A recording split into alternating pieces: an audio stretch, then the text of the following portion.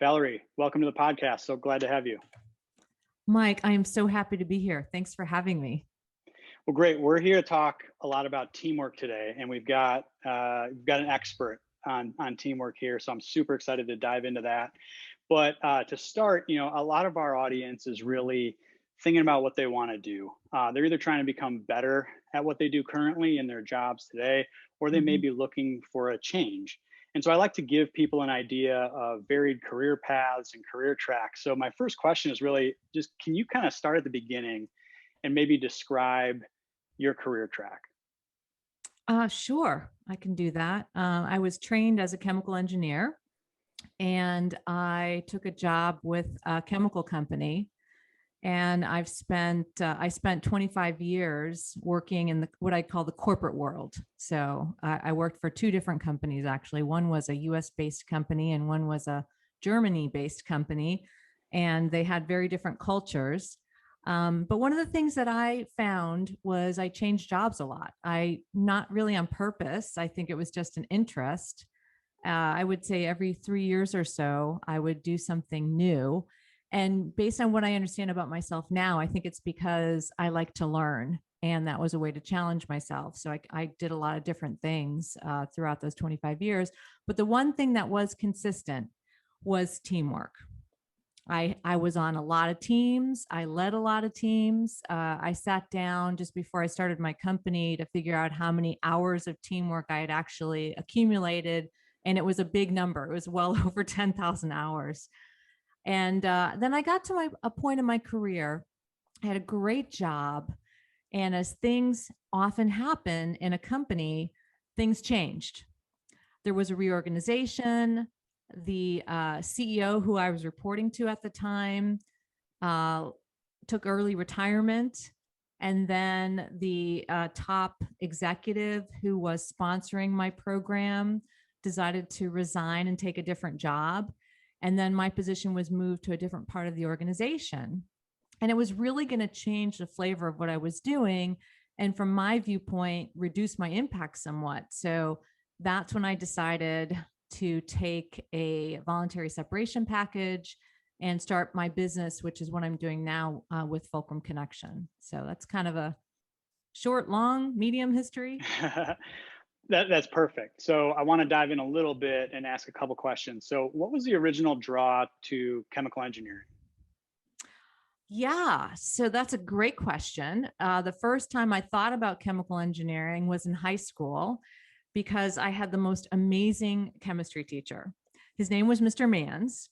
And I think a lot of people really liked him. And the one thing that sticks out about me is he loved chemistry. Like you could just tell on his face. And there's this one class that we all go through where he stands up in front of the class. He puts a big beaker of water on his desk. And then he stands back and he has these little pellets of sodium. And he stands back and he tosses the sodium into the water. And there's an intense reaction. So there's a flame that comes up, and then he tosses a little bigger piece and a little bigger piece, and the flame keeps getting bigger. And you look up on the ceiling and there's this black circle from the few times when he threw, too big of a piece of sodium in there. But so it was that love of chemistry. And I also really liked math a lot, but it was really this young man who I really looked up to, who was a year older than me.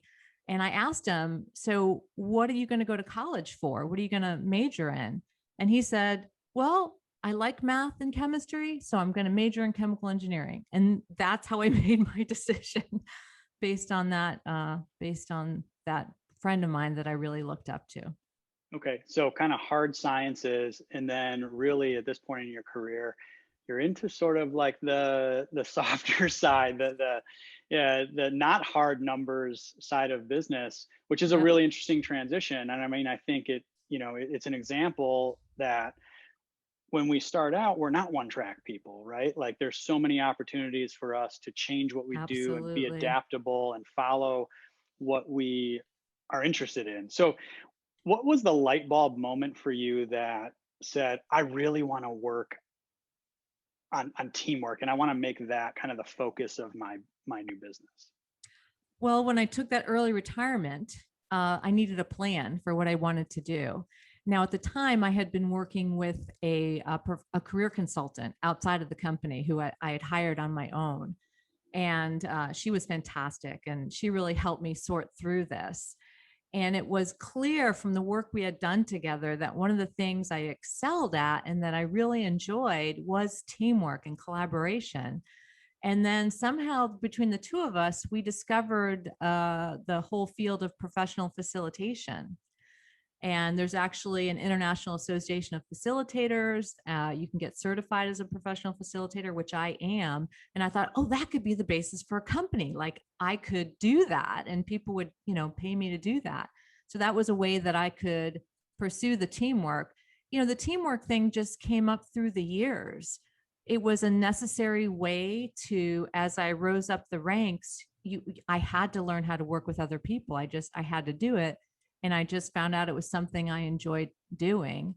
And then finding out about the professional facilitation, that put me even more in the space and enhancing my skills further. So that's pretty much how it happened. Okay, great. So you have written a book on the topic. It's called When Bad Teams Happen to Good People. It was just recently released. So you're an expert kind of on this whole teamwork thing. Most of us are good people and we want to succeed. Yet a lot of times I've seen the statistic, 75% of, teams are dysfunctional in some capacity. Yeah. It feels to me like this shouldn't really be that hard, but how does a group of, smart, good people kind of turn into a bad team so often? I think what you just said is very important, that it shouldn't be that hard. We are social animals. We know how we are born knowing how to work together. We have to work together to survive. It's a basic instinct that we have. So it's not that we need to be told how to do teamwork or how to work together. We know how to do that. I think what the challenge is when things go wrong or not the way you expect them to, or you get frustrated, or all those negative feelings that can happen in a team.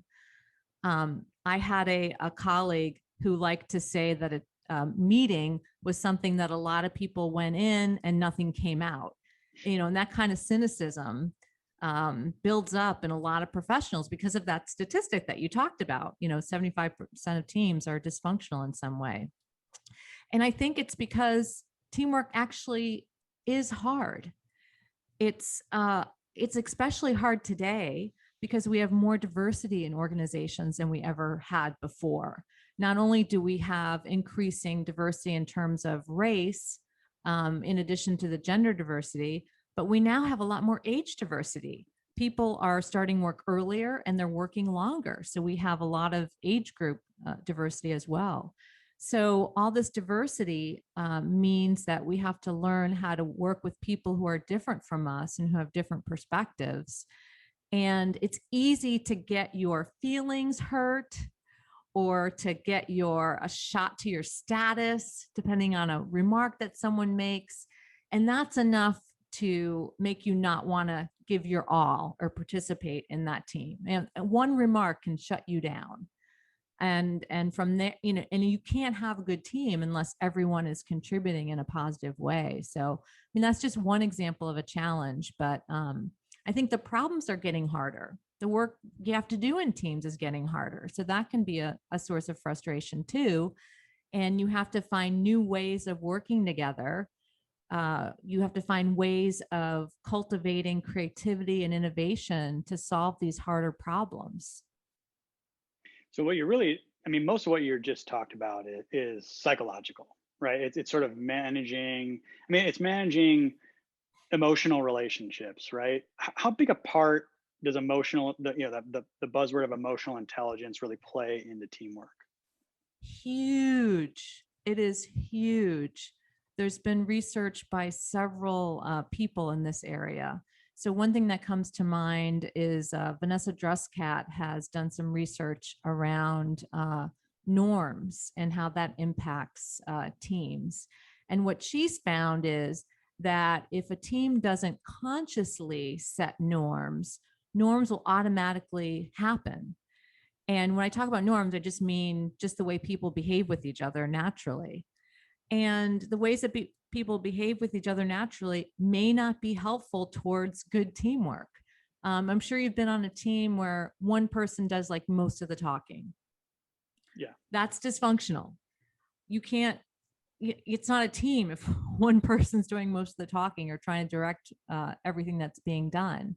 There was research by Anita Woolley who found that collective intelligence correlates with the degree of equal participation across team members.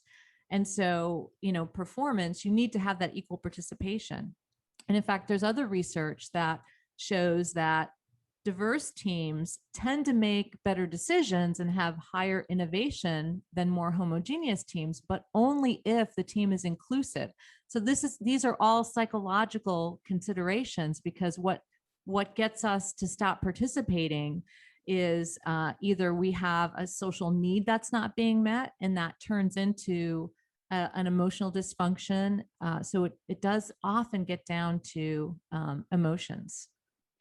How much does time play into this? So what I'm thinking, what I'm getting at is what you've described so far sounds like we can get there, right? We can put these norms in place, and we can make sure we have inclusive teams where we're getting feedback, and we're pulling, making everybody kind of come out of their shell a little bit and contribute.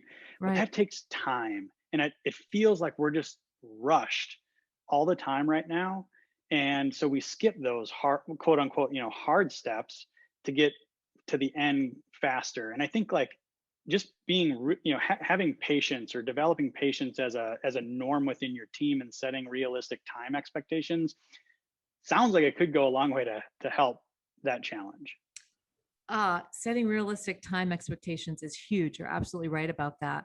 But it doesn't have to take more time if you have good processes and good ways of doing this.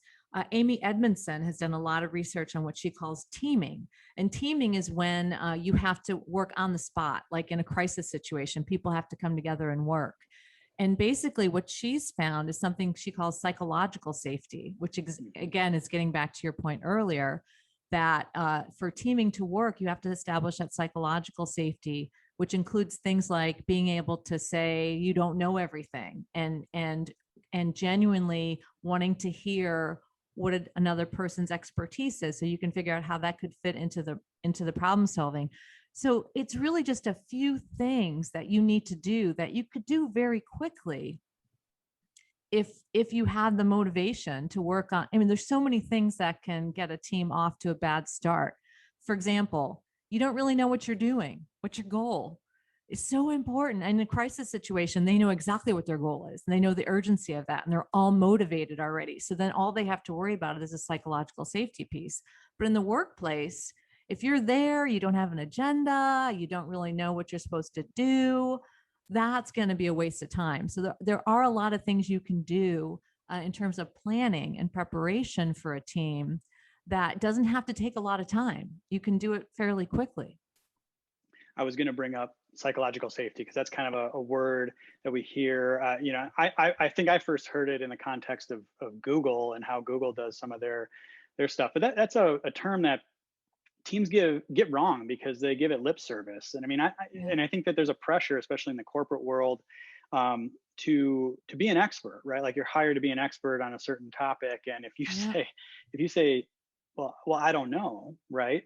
Or I'm not sure about that, that can be interpreted by some higher ups as, well, maybe he's not the right fit, or she's not the right fit, or something like that. So I think people talk about psychological safety, but it's a lot harder to, I guess, put in practice. And I'm assuming you have some tactics for actually getting that right. Well, one thing that might be helpful, going back to the research of Vanessa Druscat, she found that there were universal social needs that needed to be addressed in order to achieve that psychological safety.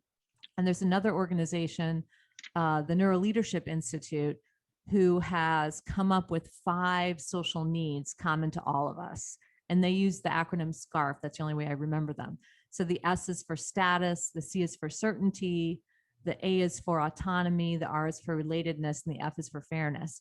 And so basically what these social needs mean is that if a given person on a team feels like these social needs are being met for them, then they're going to be engaged and participate. But if they feel like one of those social needs has been violated for them, then they're going to withdraw from the situation and not be participating. So status, as an example, since you brought that up, you're hired for your expertise. So you go into a meeting, something comes up in your particular area, and you realize you don't know. So you can take that as a threat to your status and withdraw or kind of, dance around it or whatever. But a more positive way to handle that would be to view it as, hey, this is an opportunity for me to learn something and actually grow in my expertise. So I think that's kind of the way to view psychological safety, is kind of, it's a way to really grow as a person and contribute. And if you can position it that way, then you don't have to have that status threat. I mean, you could basically say, well, that's an area that I haven't done a lot of work in yet. I've been interested in that area. I would be very interested in exploring that some more, and I'll take an action item to do that. I mean, you can manage that expertise gap and still preserve your need for status. Mm-hmm. All right, so we've gotten into a few of the challenges that we could see where a lot of this could go. I could pull on a lot of threads here, but I'm really interested in, like, there just seems like a lot here. Where does a team start? How does a team that thinks they're going down the wrong path or is encountering a challenge, where do they start? I think in your book it says heal thyself. What does that mean? Yeah, so heal thyself is about realizing that you're the weakest link when it comes to a team, right? The team is only as strong as each person is. And there's a lot of analogies here, but when I talk about heal thyself, I'm talking about that well-being, and this is very important also in leadership, because leaders, they have a lot of pressure. They have a lot of stress, things to figure out. They have people who disagree with them and push back and don't want to do things. And so you need to have a certain level of well-being in order to be able to handle that stress and be able to get back up once you get knocked down, when people, don't like what you're doing or say you're wrong. And then you have to take that status. Okay, I'm going to listen. Maybe I'll learn something. Maybe I'll grow from this.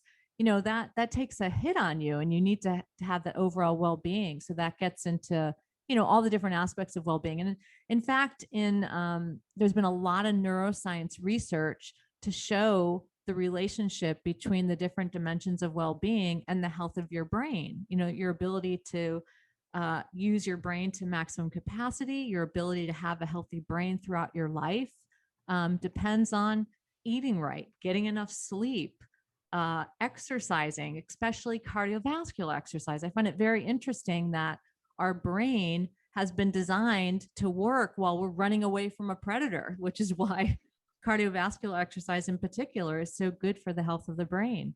It also speaks to emotional well-being. You talked about emotional intelligence, this whole idea of being able to be aware of your own emotions, manage your own emotions, but also be aware of the emotions of others and manage those emotions. These are all important to your overall well-being. There's social well-being, which is having close, positive relationships and having enough of those that work for you in terms of social well-being. So that's why heal thyself is important first, because getting back to teamwork is hard. You're going to get your feelings hurt, and you want to be able to bounce back. And you can do that with that well-being, that what I call heal thyself. Okay, so you're really talking about kind of at the every team member level, the contributor level, right? Every single person needs to take care of these aspects of their life, and that can translate to them being a better team member. Yes. Right? Okay. Exactly. So I'm going to come back and ask a question about how do we actually see like how does a leader actually see a bad team and what do they need to do? But since we went here to the contributor level, like you were talking about kind of social, emotional, physical. This is all in a kind of a SPICE model, an acronym that you created called SPICE, right? Can you Right. just walk everybody through those aspects and give a little synopsis of what they all are? Yeah, You sure. touched on a couple already. Yeah. So I already touched on the first one is social well-being, and that's about having a good social life that fuels you. For some people, that's very few close relationships, and for other people, it's more close relationships. We're all different with that, but making sure those relationships are healthy and are bringing you fulfillment and joy. The P is for physical, and we talked about that already as well. That's the eating healthy, sleeping the prescribed amount, and exercise. The I is for intangible well being, which really is about taking care of your non conscious. There's lots of different ways to do that. There's been a lot of research about different types of meditation to help with that. Personally, I like to get out in nature. That's a way for me to feed my non-conscious, my soul. And then there's C is cognitive well-being. And that's the idea of continually learning, using your brain. And that's been found, it's known that you continue to add new neurons throughout your life, particularly in your hippocampus, which is what the seat of learning. And then the last one is the emotional well-being, which gets to your ability to be aware of your own emotions, be able to manage them, as well as be aware of the emotions of others and be able to manage those emotions. Great. For me, the P, the I, and the E are all linked. Like you mentioned, getting out in nature. Yeah, if I can go for a run or Yeah. a bike ride or something and not be around anyone and just it helps me think. I'm more creative. I feel better. Like if I'm ever in a bad mood and then I get out on a bike or something, I'm a completely different person. So it's interesting how there are these kind of like cornerstone or keystone habits and how a lot of that model can kind of feed off of each other. Even so, if you don't know where to start, pick one, right? Pick one Yeah. of those and get going on it, and you'll kind of see how they can bleed into the other aspects. Absolutely. Even the social and emotional as well. Yeah. Yeah, and I'll say like a professor of mine, Raman Chadha, from when I was in graduate school, he does a lot of work in emotional intelligence now, and he uses like this emotion wheel with teams. It's really Oh, hard to see, but he kind of it's goes through an pretty. exercise where team members are kind of forced to say like how they're feeling right now, and they have their vulnerabilities, and there's this great sort of psychological safety rituals that they've built around that. And so you're kind of saying, I don't need to interpret what this person is doing with their body or whatever. They're literally kind of telling me how they feel, and there's a a safety component to that, and that helps build these really emotionally intelligent and resilient team units. So he's found a lot of success with that, in particular around founding teams and small startup teams that are really scrappy and going into high growth mode. So there's another tool, and I just had him on the podcast recently. So Cool. Thanks for sharing that. I'll yeah, definitely check into that. and I can send you it's the juntoinstitute.com. I can send you the link to check out more of what Yes, he does. But please. yeah, this SPICE model really kind of caught my eye around like this holistic model for really well-being and taking care of your lead domino, which is you, right? It's your house, and if you Yep. don't take care of it, nobody else really will, and then these ill effects kind of can bleed over. Yes, Um, absolutely. okay, so there's another one that kind of caught my eye that I think individuals can really work on, and that's really understanding and noticing our own biases. So can you talk to me a little bit about the bias blind spot? Bias blind spot. Yes. So the research has shown that we tend to see biases in other people, but not in ourselves. So that's just something built into our brain, probably to protect us in some way. And I'm sure you're aware of the work of the implicit biases, the implicit association test. which shows that we all have implicit biases. And it's basically because that's how our brain is built. Our brain works by programming in traits and behaviors associated with different things that we see. And that includes people. It definitely includes objects, so we can recognize a chair because it has some place to sit, has some legs, has, usually some place to put our arms. There might be some variation from that. And so we associate those traits with a chair, the legs, the seat, the back. That's a chair when we see that. And we do the same thing with people. And that's where the implicit biases come from. And just based on the people that we encounter over our lives and the people we're around and how they react to those people. So this particularly comes into play on a team where there's visible diversity, and these implicit biases can affect our behavior without us knowing about it. And that can lead to excluding input from someone. There was I don't remember where I heard this story, but there was a story of a man, a leader, who didn't realize until later, but he realized he had an implicit bias to expect the best ideas to come from people who look like him. And so he would not listen to people who didn't look like him when he was looking for ideas on a team. And once he realized that that was a bias of his, he started consciously writing down everyone's input as a way to consciously make sure that he was not letting that bias get in the way of finding the best ideas. It's hard work. It's hard work getting around our implicit biases. Yeah, it's very hard work. There's been obviously a lot of research on it. I have a favorite book on kind of making better decisions and mental models, and these implicit biases are in all over that book in terms of being able to recognize them and how your biases are affecting other people, but also just your own thinking and what you're drawn. We're drawn into making decisions in certain patterns, and a lot of it is bias driven. So it's definitely something that's really important for any individual to get better at, recognizing those and figuring out, okay, when to use it and when to not use it in order to become, a better team member and a better decision maker. Yeah, I remember coming across a tool to help you make better business decisions. And it basically was like a checklist to make sure that you weren't letting some of the biases, whether they were cognitive biases or implicit biases, just to check that those weren't impacting your decision. And so you'd go through this checklist. So I think when it comes to biases, whether they're implicit or these cognitive biases, that having tools to help bring them to the front, bring them to the conscious, because they're coming from the non-conscious. So if you have tools that can bring them to the conscious, that's the first step.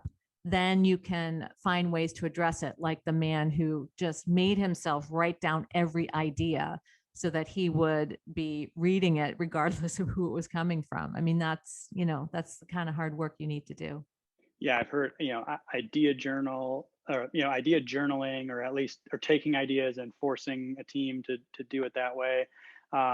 Decision journals. So the book that I mentioned is that I talked about before on mental models is The Great Mental Models, and it's by Shane Parrish, and he uses a decision journal. So he literally journals about every single decision that he makes, not really small ones, but bigger ones, and goes through this process of sort of identifying where his thoughts and reasons and rationales are coming from, and it's helped him immensely over the years. So those are just a couple examples of tools. I'm glad you mentioned process, because process has been one of those overlooked things when it comes to a team. I mentioned that I'm a certified professional facilitator. Facilitators are leaders of team process.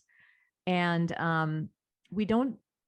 oftentimes teams get so caught up in content that they forget that how important the process is to it, because the process can get around some of these, it does get around some of these biases. So that's one way to definitely at least in teams, do a better job in the face of these biases. So it's maybe a good segue back to the question I kind of put a pin in earlier. So Okay. we've talked a lot about, what we can do as individuals. Mm-hmm. And I think the question I asked earlier was some version of, okay, great. Like if I'm the leader, right? If I'm the Mm-hmm. leader of this team and I'm just thinking things aren't going right here, something's off, my spidey senses are off and we're not getting the results we want. Right.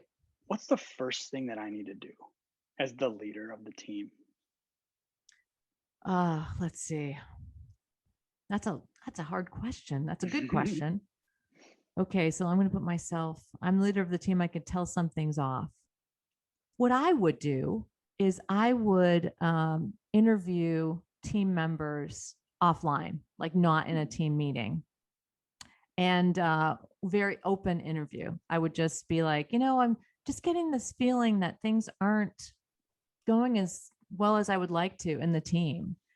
And I would try to pull out from the team members what's going on from their perspective. So there might be something there to help me point me to a solution. That's what I would do, because it could very well be a climate issue, and it's hard to assess a climate issue unless you talk to the people who are in the climate and just see what they're feeling. And I'm assuming as the leader, you better be going through the process of healing thyself, because you could get some pretty nasty feedback from your team members. I've been a team leader many, many, many times, and you develop a very thick skin. You have to have a thick skin because everyone blames you. Here's how it goes. Everyone blames you when things go wrong, and no one credits you when things go right. That's what happened with it. And I'm fine with it. I mean, I want the team to be successful. I want the team to have the impact in the organization. That's what really motivates me. So I'm fine with that. But yeah, you have to have a thick skin. I was on one team where the HR department had this new program where they wanted to build trust in teams. Trust was the new thing they wanted to, do. And so I was picked as the guinea pig for their new program, and HR wanted to come in and do this survey and then come back and talk about the results. Well, they didn't. I was the leader. They didn't share the results with me ahead of time. We all did the survey and then had to come back, and I had to listen to all this stuff I was doing wrong. And I mean, the good news was there was some good things too that I could, hang my hat on, but that's hard. It's hard, but you got to do it. You got to do it. And going back to that whole status thing, okay, I can grow. I can, learn something from this. We can be even better. And, but it's hard. Yeah. My buddy of mine has a great kind of quote, and I don't know if it's his, but it's a quote on that kind of topic. And it's success has many parents, failure is an orphan. It's this idea that, it's always somebody else's fault, when we're having a hard time. Yeah. I just have a few more questions. Okay. I wanted to, let's see, sorry, I lost my spot here. I wanted to talk a little bit about, go back to this idea of team composition. So okay. You talked a little bit about how diversity can be, is a proven really great thing for sort of performance and getting to right answers and innovating and things like that. It's also a potential obstacle in that we now have sort of more degrees of freedom that we have to manage, and we have more perspectives that we have to manage. Is there a sweet spot? What do leaders sort of need to know about like putting a team together? Right. Let's say we're putting a team together to start, and we want to give it the best chance. What do we have to say about composition? Well, there's a couple of data points, particularly with diversity. So going back to Anita Woolley and her research on collective intelligence, she has looked at gender diversity, and she found the sweet spot there was 60%. 60% women on a team leads to maximum collective intelligence, which correlates with team performance. So that's a pin out there.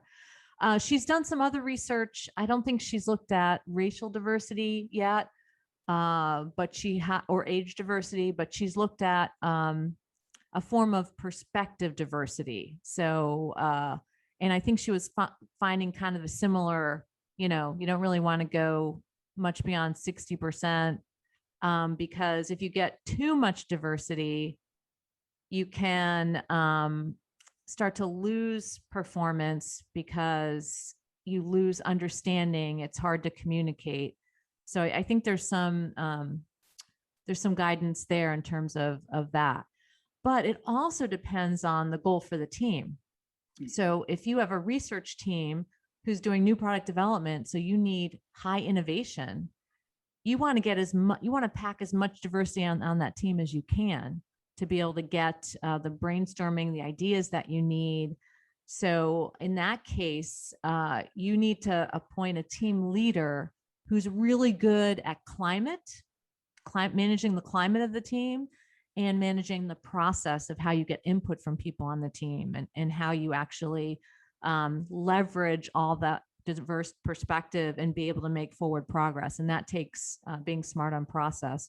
And even with climate, for innovation, that gets back to the psychological safety as a very important aspect of that. And the team leader has a oversized effect on the climate of the team. I mean, the climate of the team is the sum total of the behaviors of everyone, but the team leader definitely has an oversized effect on that. So when you get to a really diverse team, you really need to have a leader with those skills. I think the amount of diversity you want needs to be dictated by that goal, by that team goal. I don't think you should just do diversity for the sake of diversity. I think you want enough diversity to make sure you're going to make good decisions, but I think the diversity has to be relevant to the team goal as much as possible. Okay, that makes a lot of sense. How's we've been working remote for well over a year. We're all kind of coming back to the office now. I run a completely remote team. How has the pandemic in this last year shifted the conversation around teamwork? That is a really good question. And I do not work with a remote team, so it's hard for me to say that just from my perspective. I'd be interested in your perspective on that, since you have. I do remember one of Anita Woolley's data points applied to both in-person and virtual teams. And now that we have Zoom and ways it's not just audio, you can see people. I don't think there should be a lot of difference between virtual and in-person teams, because you want to be able to see people's emotions, see their face, see their, their nonverbal interactions. So I guess part of it is, having a good camera, so a good setup so you can see people. But so one of her data points around team performance was the importance of what she called theory of mind skill, which is being able to, it's cognitive empathy. It's being able to use your brain and figure out where another person's coming from, what they're thinking. And people who score high on that, that tend to have, very good team experiences. And that skill was tied to collective intelligence, whether or not the team was in person or virtual. So, for that, and equal participation, the other thing that's important to teamwork, also you can do virtually or in person. So, so I don't know. I guess I'll put that question back to you. How do you think that has shifted the conversation? I guess I would say there's a couple things. I think one is, Zoom fatigue is real. And I think that's a net positive, because it's led teams and it's led companies to really think hard about how they're using meetings. And from my experience, that's great, because I don't like meetings. I think that they're on the whole unproductive time, right? Unless we have really good agendas, we're making sure that we don't have 50 people in the meeting, right? Because you can't, in a Zoom meeting, it's really hard to get the floor, and it takes time to get the floor. So it's, if you want 10, 15 people in a meeting and you want equal participation, it's kind of hard.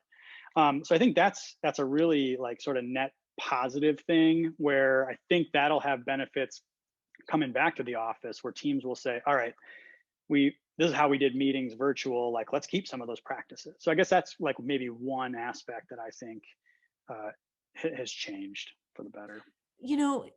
Thank you for saying that, because I do want to make a distinction between teams and meetings. Right.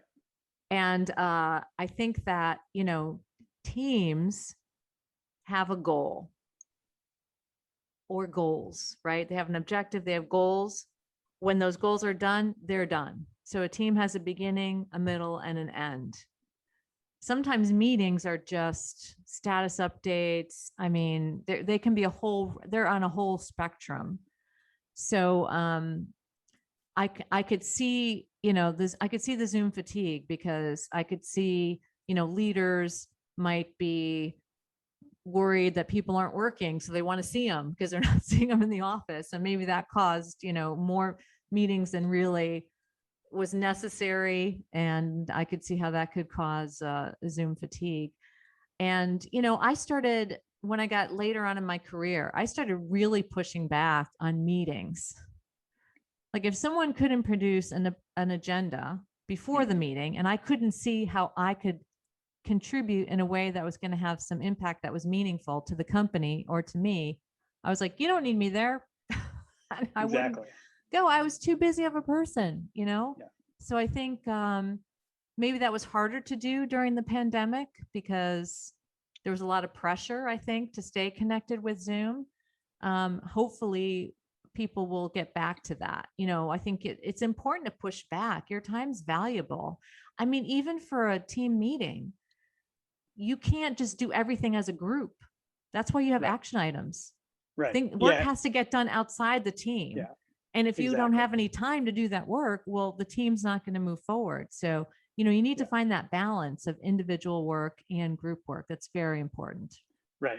A meeting is a tool a communication tool that's used to go in service of the goal. Yes. And somehow they've kind of become almost goals in themselves. And so I think the Zoom fatigue has really just come from people saying, oh my God, look at my calendar. Like I have 8 Zoom meetings in a row. This doesn't work for me, right? Like this doesn't work long term. And so I think then teams are taking a look at that and saying, okay, like these don't have to be meetings. This can be a email status update. Okay, let's improve our team's written communication skills, so we don't have to do this, right? So there's a lot of things like that I think that'll be a positive then. I think that came out of the pandemic. Yay. Yeah. So I want to be respectful of your time. But I have to ask, you wrote a book, When Bad Teams Happen to Good People. And I have heard the process of writing a book, described as somewhat masochistic. I've thought about writing a book before and I haven't pulled the trigger. How did it go? Is it worth it? Just tell me a little bit about the process of writing this book. Yeah. So as you know, I'm trained as a chemical engineer, so I really don't know anything about writing. But I really wanted to write about teamwork. It's something I've been thinking about for a while. And I would say it's been a 5 or 6 year process for me. Not like writing the whole time. Don't get that wrong idea, but learning about how to write, how to get a publisher, how to doing the research, because even though I have a lot of personal experience in it, I still wanted to make sure that I was curating the most recent research about the topic too. So that took a lot of research up front. I love the process because I love to learn. And so it just fueled that. And it was totally worth it for me. And I want to do it again. So if that is helpful, I think it gets easier after the first time. I think the first time was hard, just because I had, so much to learn and had some false starts. And, I think one of the things I really learned is having a really good concept that distinguishes what you want to do compared to what's already out there. That was a big lesson for me. I thought I did, but I really didn't. For me, it was helpful to find, I looked at other authors that I admired, and I found online their book proposals. And that finally started triggering some more valuable ideas for what it really takes to have a good proposal for a book. So that was really helpful for me. But it's a labor of love. It's a lot of time, and which I loved, with not a lot of payback up front, but hopefully it'll pay back later. Well, awesome stuff. Yeah, again, the book is When Bad Teams Happen to Good People. Believe it was released July 1st, so it's pretty brand spanking new, which is great. Go check it out. Valerie, I just would like you to leave our audience with where they can find more about you online. Yeah, so you can find me on Twitter at Fulcrum Connect, my website, www.fulcrumconnection.com, or I'm also on LinkedIn as Valerie Patrick. Awesome. Thanks so much for coming on. This was a blast. It was really fun, Mike. Thank you. All right, take care. You too.